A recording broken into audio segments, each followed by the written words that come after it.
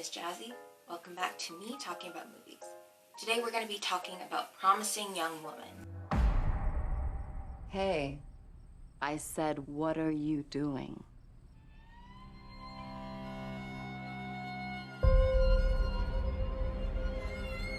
Every week, I go to a club. I act like I'm too drunk to stand.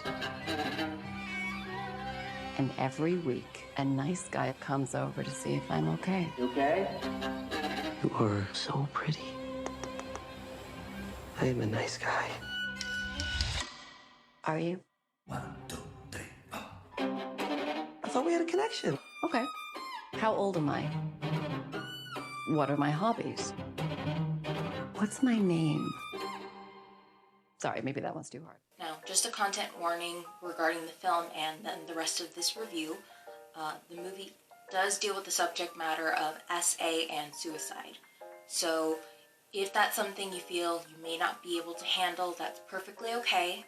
There's no need to risk your mental health for the sake of this review or for the movie.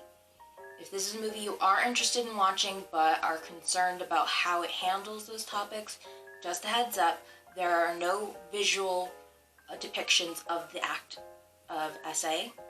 Not only that, but towards the end of the movie, it does get pretty violent, so that might be something to consider if you are interested in watching this movie but are worried exactly how it's, what the content in the film is.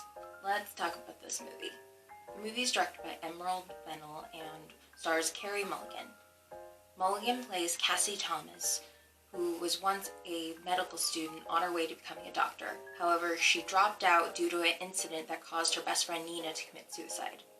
She now works at a coffee shop and dedicates her free time going to clubs, pretending to be falling down drunk in order to attract potential predators so she can teach them a lesson. While at work, she runs into a former classmate. He soon reveals that another classmate of theirs, who was a big factor in causing her friend's suicide, is getting married. This inspires her to come up with a new plan of revenge.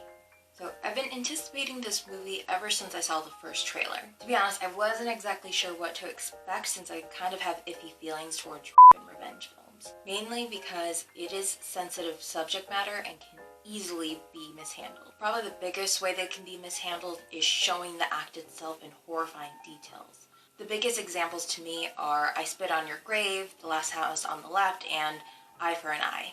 The more I learned about the movie through watching interviews with Mulligan and Fennell, the more intrigued I was. Plus, when I found out that feminist icon Alfred Molina was in it, pretty much sealed the deal for me. After watching the movie, I can say that it definitely exceeded my expectations, mainly in the way it handled SA and the culture around it. The movie shows the type of men who prey on vulnerable girls and then also how they perceive themselves. The casting helps in a lot of ways. The first man we see drawn to Cassie while she's drunk at the club is played by Adam Brody, who's probably most well known for playing Seth Cohen. However, he will always be Dave Rogowski to me. He's first seen talking to his douchier friends at the club, and while they wear their misogyny on their sleeve as they're talking crap about her, he defends her and says that she needs help. Of course, by help, he means offering to take her home and then making a detour to his place for a nightcap. When he gets her alone, we see his true intentions as he tries to get her to have sex with him even though she's clearly out of it. He's then horrified when he realizes that she's not actually drunk. While it is satisfying to see the men scared out of their minds when Cassie reveals themselves, the movie makes it clear that what she is doing is not helping her mental health. She's not willing to move on or improve her living situation. She's a 30-year-old woman living at home and working at a coffee shop even though she doesn't attempt to hide her contempt for the customers, which I don't blame her. Talking to Graham earlier, and he says there's a position opening up at head office. And don't freak out, but I want you to know I recommended you for it. Why would you do that? 'Cause you're stinking up the joint with your sad little face. But I like it here. No, you don't. No, I don't, but I like you. And I like, hello, working in a customer-facing role. Great, can I get No. She's also reluctant to get close to and date Bo Burnham's character, even though she seems interested. Now, the movie isn't trying to say that all men suck or all men are predators. It also addresses how internal misogyny can corrupt women as well. Two of the most impactful scenes in the movie involve two women from Cassie's former medical school who both portrayed her friend Nina in different ways. The way Cassie exacts revenge on them is more psychologically harmful compared to the men. In a way, this makes sense since we expect women to be more sympathetic when it comes to SA. So when another woman makes an excuse, it hurts even more.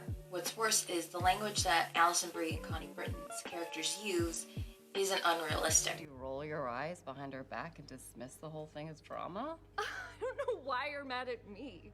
Okay, I'm not the only one who didn't believe it. If you have a reputation for sleeping around, then maybe people aren't going to believe you when you say something's happened. I mean, it's crying wolf. You thought I was crying wolf? Maybe you remember Alexander Monroe? Oh, yes, Alexander Monroe. He actually just came back and gave a talk here. Oh, he's a really nice guy, really smart. Are you a friend of his? No. So you don't remember the accusations made against Al Monroe?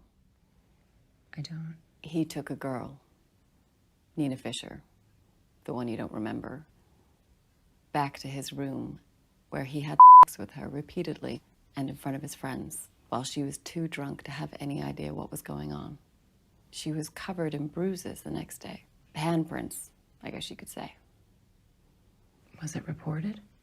Yes. Do you know who Nina spoke to? You. I still remember the way a CNN reporter named Poppy Harlow reacted to the verdict of the Steubenville case. She pitied the predators about how their promising futures were ruined, even though they were being held accountable for their actions. I've never experienced anything like it, Candy.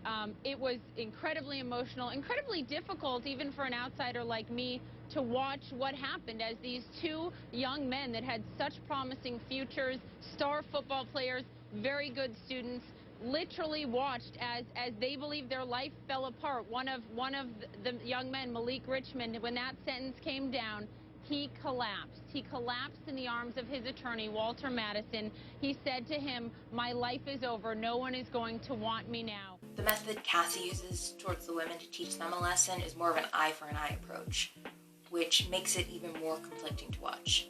Now, for a movie that deals with an ugly reality, it still manages to look very stylish and pretty. A lot of this is shown through Cassie's wardrobe and background. It would have been very easy to have Cassie wear baggy, unflattering, drab clothes to reflect how she's feeling. This movie instead has her wear very colorful, stylish, vintage, girly clothes. She also works in a very Instagram-worthy coffee shop. The director said this was to show that Cassie is trying to portray herself as a very happy-go-lucky girl, even though she has a lot of pain and anger stewing inside her. This is also shown in the outfits she chooses to wear when trying to lure would-be nice guys. She dresses to match the environment of the club and the men who like to go there. In the first scene I talked about, she's wearing a business suit with a pencil skirt. Later she wears more of a bohemian look, and later she's dressed in kind of a early 2000s club look. Okay, so now we're going to go into a slightly different direction when talking about this movie. While the movie is dealing with a subject matter that predominantly affects most women in some way, and Carey Mulligan is amazing in it, kind of wonder what kind of movie we would have gotten if it was told from the perspective of a woman of color, especially if it was from Black women. The reason I say this is because women of color, especially Black women, tend to be at higher risk when it comes to experiencing SA. According to the NISVS, 30% of Black women were said to have experienced some form of sexual violence in their lifetime. Black women are also less likely to be believed when they report their abuse, just because they're seen as less innocent compared to white women, according to a report published by the Georgetown Law Center. Now, I'm not trying to say that one race's experience with SA is more valuable than the other. When the media does address issues regarding SA, the topic of how race can relate to how certain survivors are treated isn't often addressed or even acknowledged. I'm also not trying to shame Emerald Fennell for not addressing this in her film. Fennell herself is a white woman, and she may not have felt equipped to handle that subject. I do hope if we do see more movies handling the topic of SA and the culture around it, that race can be handled as well. However, this may only happen if Black women and women of color are given more opportunities to write and direct movies. Now, without getting into spoilers, the ending has caused some people to have different reactions. Mulligan mentioned in an interview that apparently the movie caused a fight to break out between two audience members during a screening. She also mentioned in another interview that someone told her that the movie caused her and her best friend to fight over the ending. Now, without revealing too much, the ending is very bittersweet. The kind of ending where you kind of wish things worked out a little differently. However, it makes sense for the story they were trying to tell. My emotional journey through the ending was shock, then joy, then sadness. Overall, this movie is very entertaining. However, I can also see how this movie may be hard to watch for certain people. I can also see why a person may not like it. Some people may feel that the movie didn't cover SA as sensitively as they could have.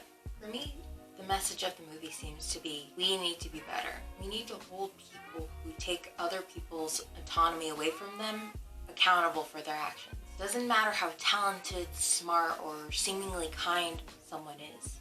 None of that matters if they feel entitled to take advantage of another person, especially if they think that they can get away with it. If they get away with it once, they're just going to keep doing it because they know they can. And even once is way too many times, especially if they're not willing to confront their own actions.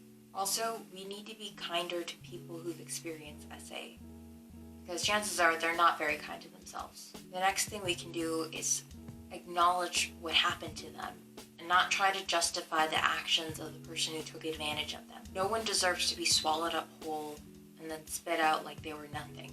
Anyway, this movie is very important.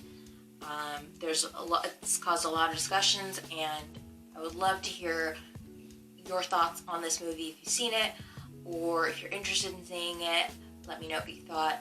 Please be sure to like, comment, and subscribe. I'm also always open to suggestions. So, hope you're doing well, hope you're doing okay, and I'll see you next time. Bye.